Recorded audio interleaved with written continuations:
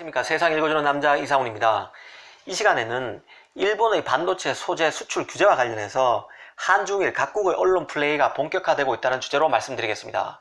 이슈가 퍼질 때는 사건의 본질을 잘 발라낼 줄 알아야 합니다. 본질은 일본의 소재 수출 제한에 맞서서 우리 기업이 공급선 다변화와 관련해서 백방으로 뛰고 있지만 아직 성과는 전혀 없다는 것입니다. 그런데도 온갖 얘기가 나오고 있습니다. 오늘은 교도통신에서 한국 반도체 기업이 중국의 화학기업인 방어그룹과 고순도 불화수소, 그러니까 에칭가스죠. 이 에칭가스 공급을 위한 계약을 체결했다는 뉴스가 나왔습니다. 일단 방어그룹에 대해서 한번 살펴볼 필요가 있을 것 같은데요. 1968년에 설립된 중국의 대표적인 화학그룹입니다. 지난해 매출이 82억 위안을 기록했습니다. 하나로는 1조 4천억 정도 되네요. 화학기업으로서는 시체가 있다는 뜻입니다. 유심히 볼게 이 뉴스가 어느 통신에서 나왔을까요? 바로 교도통신이었습니다. 일본 언론이죠. 교도통신뿐만 아니라 중국의 전자화공 신재료 산업협회발로 중국 뉴스에도 나왔습니다. 이 일본과 중국에서 한국 반도체 기업과 방허그룹의 계약 소식이 가장 먼저 나왔고 이 뉴스를 한국의 외신발로 다시 받아서 처리했습니다. 그런데 이 뉴스를 전후 맥락을 잘 따져보면요, 말이 안 되는 게 하나둘이 아닙니다. 팩트가 틀렸다는 얘기입니다. 일단 방어그룹이 한국 반도체 기업과 거래를 맺었다는 얘기는 삼성전자 아니면 SK하이닉스와 거래를 했다는 얘기입니다. 그런데 현재 삼성과 하이닉스는 방어그룹과 에칭가스 거래를 하지 않고 있습니다. 삼성과 하이닉스는 현재 일본의 스텔라, 모리타, 쇼와덴코 등 3사에서 대부분의 에칭가스를 공급받고 있죠.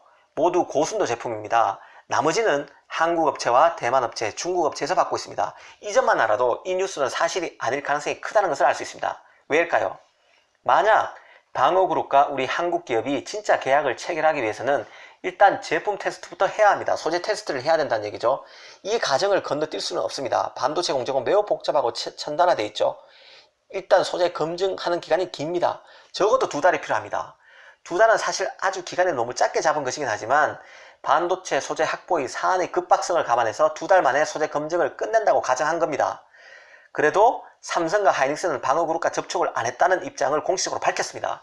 제품 검증도 안 했는데 어떻게 계약을 맺을 수 있겠습니까? 일단 이전부터 잘못됐다는 얘기죠. 물론 우리 기업이 사실과 다르게 말할 수도 있습니다. 실제로는 거래를 텄습니다만 공식적으로는 다르게 얘기할 수도 있다는 얘기죠. 하지만 삼성, 하이닉스가 모두 상장 기업이라는 점을 감안하면 이런 식으로 거짓 정보를 의도적으로 흘릴 수는 없습니다. 이럴 가능성은 극히 낮다고 봐야 된다는 얘기죠. 실제로 현재 중국의 소재 기업은 고순도 불화수소를 만들 역량도 되지 않습니다. 이건 국내 반도체 기업들이 이구동성으로 확인해 주는 부분인데요. 중국 업체들은 저순도 불화수소를 만들 수는 있어도 고순도 제품을 만들 수 없다는 게 정설입니다. 방어그룹도 중국 기업이니까 이 정설에 포함되겠죠. 이 점에서 예외일 수 없습니다. 지금 현재 드러난 정황만 보면요. 방어그룹이 고순도 불화수소를 공급할 능력이 안 된다는 얘기입니다. 그러면 이 보도가 나왔습니다. 왜일까요? 이게 사실 오늘 개인적으로 말하고 싶은 부분인데요. 지금 국가별로, 기업별로 언론 플레이가 매우 극심한 상황입니다. 일본 업체들부터 볼까요?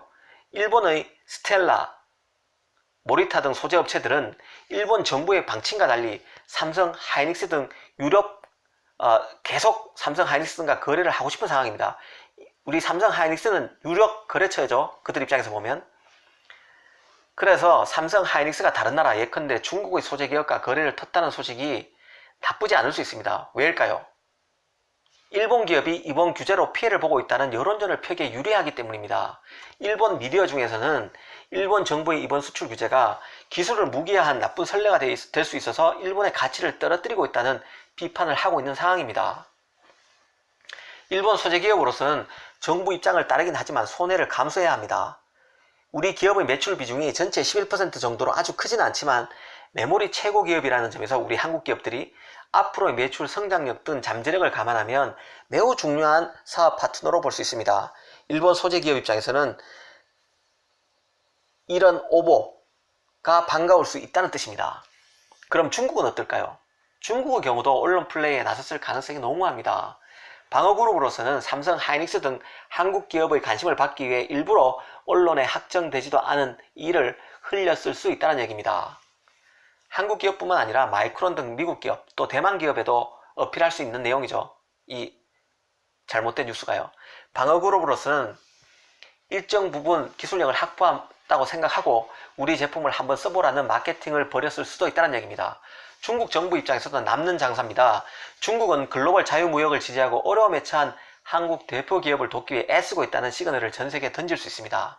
특히 지금 미국과 무역 분쟁 중인데요.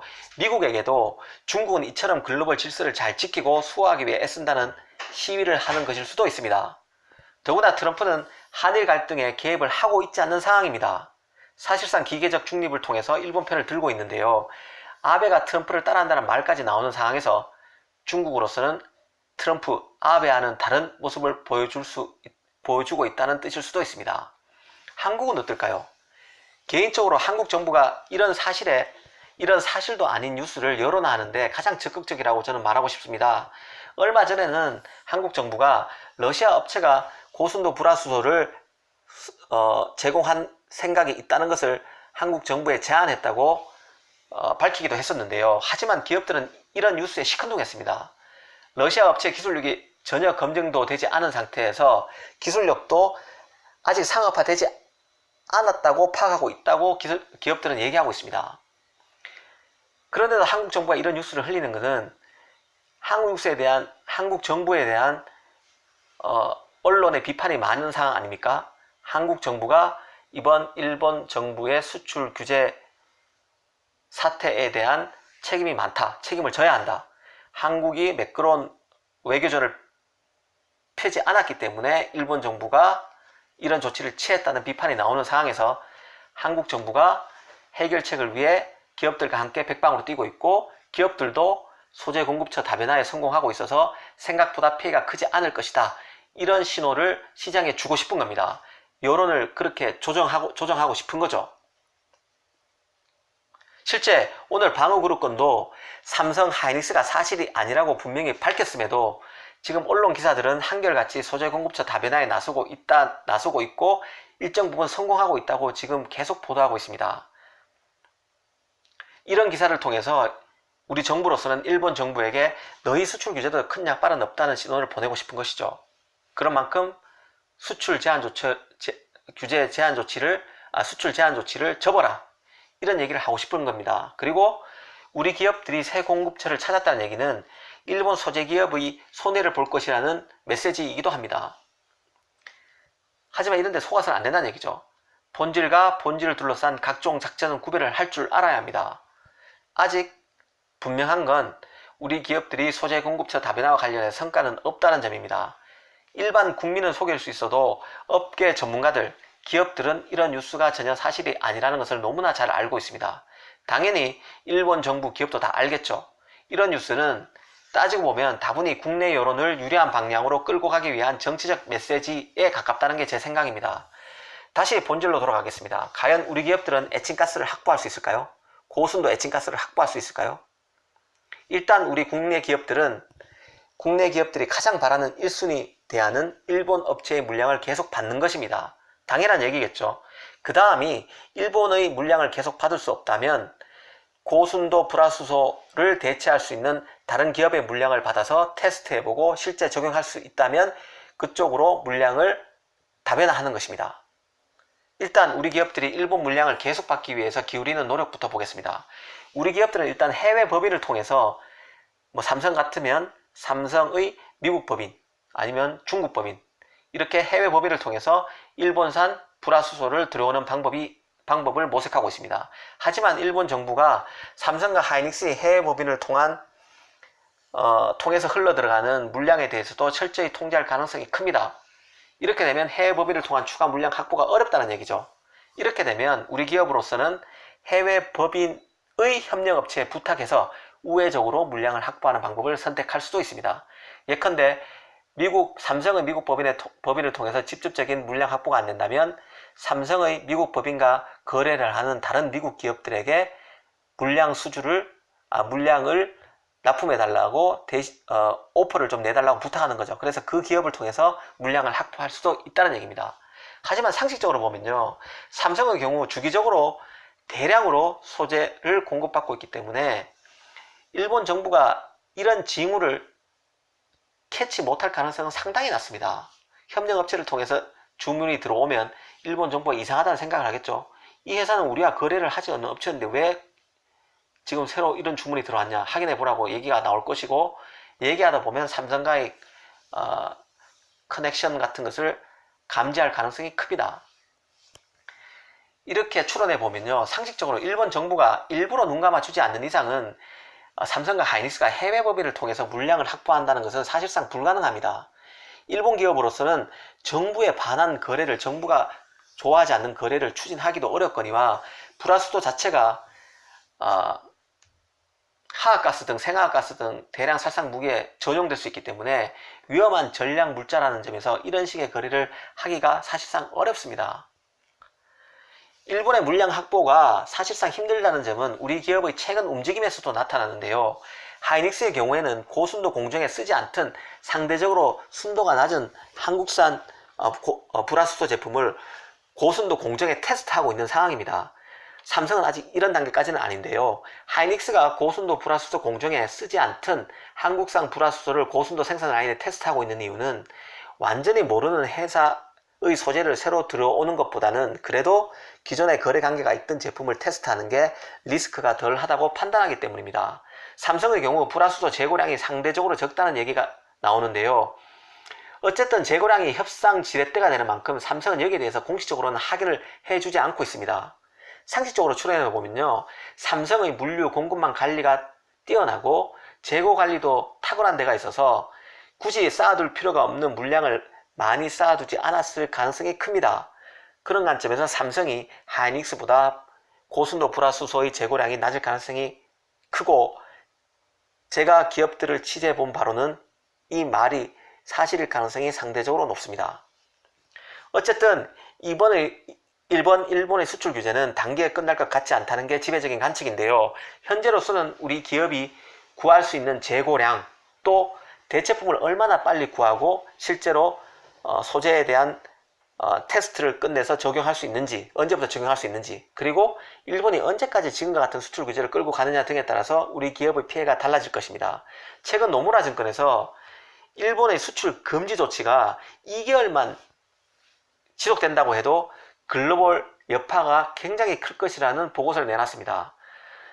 지난 7월 4일부터 지금 일본의 수출 규제 조치가 실시되고 있는데요. 이 사실은 수출 금수 조치는 아닙니다. 소재 수출 심사에 최장 90일까지 걸린다고 하는 90일까지 걸릴 수 있다는 게 이번 수출 규제 조치의 핵심인데요. 이런 점을 감안해 보면 우리 기업이 아예 수입을 못한다고 해도 최소 석 달은 운영이 가능하다고 판단할 수 있습니다. 기존 재고량과 지금 메모리 완제품의 재고량을 두루두루 감안하면 지금 전혀 수출이 안 된다고 해도 90일 정도는 버틸 수 있다고 판단해 볼 수 있습니다. 하지만 3개월이 지나서도 계속 금수 조치가 된다고 가정하면 진짜 상황이 만만치 않게 변할 수도 있습니다. 최악의 경우에는 D램에서는 마이크론이 급성장하겠죠. 그런데 마이크론의 점유율이 30%가 채 안 되는 상황에서 100%를 커버하기는 힘듭니다. 지금 마이크론은 웨이퍼 생산량을 10% 줄인 상황인데, D램 같은 경우에요. 이 같은 경우도 이런 조치를 적고 풀 가동할 것으로 생각됩니다. 마이크론을 빼면 사실 대만에 남야가 있는데 남야는 기술력이 현격히 차이가 나는 상태에서 거의 수혜를 입을 가능성은 거의 없습니다. 마이크론이 대부분의 삼성 하이닉스 물량을 맡게 된다는 얘기죠. 삼성, 그럼에도 불구하고 마이크론의 점유율이 30%가 안 되는 만큼 삼성 하이닉스 점유율이 떨어지는 게 문제가 아니라 전자업체 전체가 흔들릴 수 있다는 게 사실 문제의 심각성이 있는 거죠. 여기에 낸드 같은 경우는 D램보다는 상대적으로 덜합니다. 기업도 상대적으로 더 많은 데다가 3D 낸드 말고 단층 낸드를 만드는 곳은 더 많습니다. 그래서 상대적으로 여파는 D램보다는 덜할 것입니다. 너무 극단적인 가정이라 현실적으로 삼성이나 하이닉스의 공장이 멈춰 선다고 보기는 사실상은 지금까지는 어렵습니다. 하지만 상황 자체가 심상치 않게 돌아가고 있고 이런 시나리오를 써가면서 사태의 추이를 지켜보는 게 아마 흥미롭고 또 합리적일 것 같습니다. 이 시간에는 반도체 소재를 둘러싸고 한중일의 여론전이 본격화됐다는 주제로 말씀드렸습니다. 그리고 러시아의 소재를 써달라는 제안, 그리고 방어그룹과 한국반도체 기업의 새로운 계약 체결 소식은 페이크 뉴스라는 점도 오늘 말씀드렸습니다. 감사합니다.